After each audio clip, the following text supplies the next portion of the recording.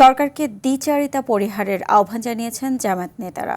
সংস্কারের পাশাপাশি অপচয় ও অর্থ পাচার ঠেকাতে না পারলে জনকল্যাণমুখী বাজেট করার প্রতিশ্রুতি তুলে নেয়ার আহ্বানও জানান তারা।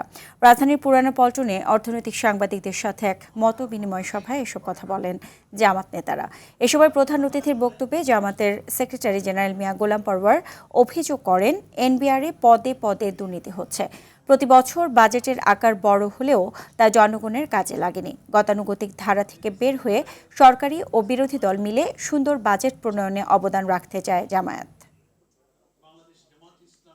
আগামী বাজেটকে একটু অন্তর্নিহিতভাবে কি করে জাতির অর্থনীতিকে দাঁড় করানো যায়, আমরা সেই ভূমিকা ইনশাল্লাহ রাখবো।